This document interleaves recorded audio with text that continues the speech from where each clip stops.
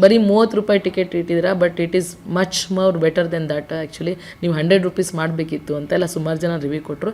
ಇಲ್ಲ, ನಾವು first time ಇದು ಮಾಡಿರೋದ್ರಿಂದ ಎಲ್ರಿಗೂ ಅನುಕೂಲ ಆಗಲಿ, ಬಂದು ನೋಡಲಿ, ಎಂಜಾಯ್ ಮಾಡಲಿ ಅನ್ನೋದು ನಮ್ಮದು ಉದ್ದೇಶ. ನಮಗೆ 42 ಲ್ಯಾಕ್ಸ್ ಖರ್ಚು ಕೊಟ್ಟಿದ್ದೀವಿ. 42 ಲ್ಯಾಕ್ಸ್ ಖರ್ಚು ಕೊಟ್ಟಿದ್ದೀವಿ. ಇನ್ನೂ ಅದನ್ನು ಮಾಡಬೇಕಿದು.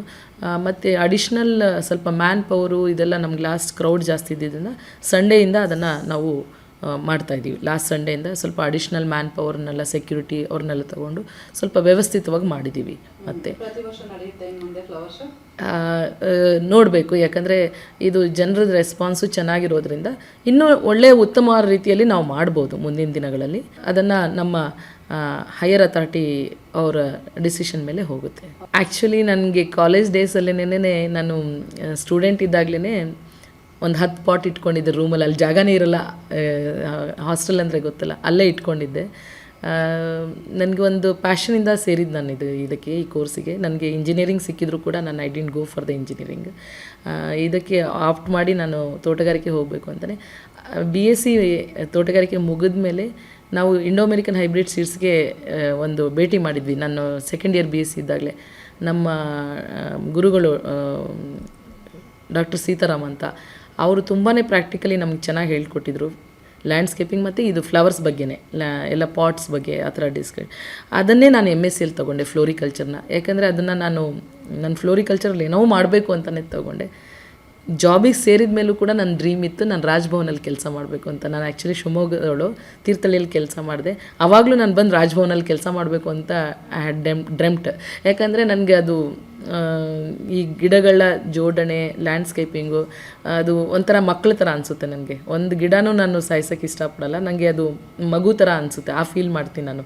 ಸೊ ಹಾಗಾಗಿ ನನಗೆ ಎಲ್ಲ ಫ್ಲವರ್ ಮತ್ತು ಏನು ಆರ್ನಮೆಂಟಲ್ ಪ್ಲ್ಯಾಂಟ್ಸ್ ಇದೆ, ಎಲ್ಲ ಪ್ಲ್ಯಾಂಟ್ಸು ಓವರಾಲು, ಈವನ್ನು ಫ್ರೂಟ್ಸ್ ಇರ್ಬೋದು, ಎಲ್ಲನೂ ಕೂಡ ನಂದು ಅದು ಒಂಥರ ಪ್ಯಾಷನ್ನು ಪ್ಲಸ್ ಒಂಥರ ತುಂಬ ಎಮೋಷ್ನಲಿ ಕೂಡ ಅಟ್ಯಾಚ್ಮೆಂಟ್ ಇದೆ ಅದ್ರ ಜೊತೆಗೆ. ಸೊ ಅದನ್ನು ನಾನು ಜನರಿಗೇನೋ ತೋರಿಸ್ಬೇಕು ಅಂತ ಇಲ್ಲಿ ಈ ಶೋನ ಮಾಡಿಸಿದ್ದೀವಿ.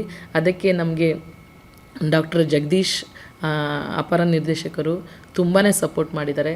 ಮತ್ತು ನಮ್ಮ ಗಿರೀಶ್ ಸರು ಡೈರೆಕ್ಟ್ರು, ಅವರು ತುಂಬ ಸಪೋರ್ಟ್ ಮಾಡಿದ್ದಾರೆ.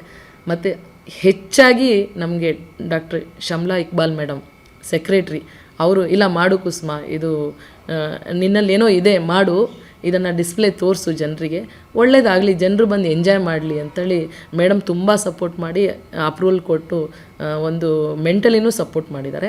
ಅದ್ರ ಪ್ರಕಾರ ಇಲ್ಲಿ ಬಂದಿದೆ. Madam also is very happy, ಇಲ್ಲ ಚೆನ್ನಾಗಿ ಬಂದಿದೆ, ಪಬ್ಲಿಕ್ಕಿಂದ ಒಳ್ಳೆ ರಿವ್ಯೂ ಕೇಳ್ಪಟ್ಟಿದ್ದೀನಿ, ಬಟ್ ಯಾವುದೂ ಅವಘಡಗಳಾಗಲಿಲ್ಲಂಗೆ ನೋಡ್ಕೊಳ್ಳಿ ಅಂತ ಆವಾಗವಾಗ ಅವರು HSC ನಮಗೆ ಇದು ಮಾಡ್ತಾಯಿದ್ದಾರೆ. ಬಟ್ ತುಂಬ ಸಪೋರ್ಟ್ ಸಿಕ್ಕಿದೆ, ನನ್ನ ಪುಣ್ಯ, ಎಲ್ರದ್ದು ಸಪೋರ್ಟ್ ಸಿಕ್ಕಿದೆ. ನಾನು ಇಲ್ಲಿ ಮಾಡಿ ತೋರಿಸಿದ್ದೀನಿ ಒಂದು, ಬಟ್ ಇನ್ನೂ ಒಂದು ಹೆಚ್ಚಿನ ಕೆಲವೊಂದು ಸಣ್ಣ ಪುಟ್ಟ ಕರೆಕ್ಷನ್ಸು ಮಾಡಬೇಕಾಗಿದೆ, ಎಸ್ಪೆಷಲಿ ವಿತ್ ದ ಸ್ಟಾಲ್ಸ್ ಇದೆಲ್ಲ. ಅವೆಲ್ಲ ಮುಂದಿನ ದಿನಗಳಲ್ಲಿ ಮಾಡಿಕೊಂಡು ನಾವು ಅದನ್ನು ಇನ್ನೂ ಸಕ್ಸಸ್ಫುಲ್ಲು ಮತ್ತು ಜಾಸ್ತಿ ಜನರಿಗೆ ತೋರಿಸ್ಬೇಕು ಅನ್ನೋದು ಒಂದು ಮಹತ್ವದ ಆಸೆ ಇದೆ. ಅದನ್ನು ಮುಂದಿನ ದಿನಗಳಲ್ಲಿ ನಮ್ಮ ಟ್ಯಾಲೆಂಟ್ನೂ ಕೂಡ, ಬರೀ ಅಧಿಕಾರಿ ಅಷ್ಟೇ ಅಲ್ಲ, ನಮ್ಮ ಟ್ಯಾಲೆಂಟ್ನೂ ಅದರಲ್ಲಿ ನಾವು ಸೇರಿಸಿರ್ತೀವಿ. ಯಾಕಂದರೆ ಒಂದು ಟ್ಯಾಲೆಂಟ್ ಇಲ್ಲದೇ ಇದ್ದರೆ ಇಲ್ಲಿ ಮಾಡೋಕ್ಕಾಗಲ್ಲ. ಸೊ ಅದಕ್ಕೆ ಸಪೋರ್ಟಿವ್ ಆಗಿ ಅಡಿಷ್ನಲ್ ಡೈರೆಕ್ಟ್ರು ಜಗದೀಶ್ ಸರ್ದು ಅಷ್ಟೇ, ಅವರು ಕೂಡ ತುಂಬ ಟ್ಯಾಲೆಂಟೆಡು ಇದರಲ್ಲಿ ಜೋಡಿಸೋದ್ರಲ್ಲಿ, ಮಾಡೋದ್ರಲ್ಲಿ. ಇದರಲ್ಲೆಲ್ಲ ನಮ್ಗೆ ಲಾಲ್ಬಾಗ್ ಫ್ಲವರ್ ಶೋ ಮಾಡಿ 5 ಫ್ಲವರ್ ಶೋ ಮಾಡಿದ್ದೀನಿ, ಲಾಲ್ಬಾಗ್ ಫ್ಲವರ್ ಶೋ. ಅದು ಕೂಡ ಒಂದು ಎಕ್ಸ್ಪೀರಿಯೆನ್ಸ್ ಇತ್ತು. ಆ ಎಕ್ಸ್ಪೀರಿಯೆನ್ಸ್ನೂ ಇಲ್ಲಿ ಆ್ಯಡ್ ಮಾಡಿಕೊಂಡು ಮತ್ತು ಪರ್ಸ್ನಲ್ಲಾಗಿನೂ ಒಂದು ಇದನ್ನು ನಾವು ಇಲ್ಲಿ ಇಟ್ಟಿದ್ದೀವಿ. ಚೆನ್ನಾಗಿ ಬಂದಿದೆ. ಇನ್ನೂ ಮುಂದಿನ ದಿನಗಳಲ್ಲಿ ಚೆನ್ನಾಗಿ ಮಾಡಬೇಕು ಅಂತ ಆಸೆ ಇದೆ. Thank you so much.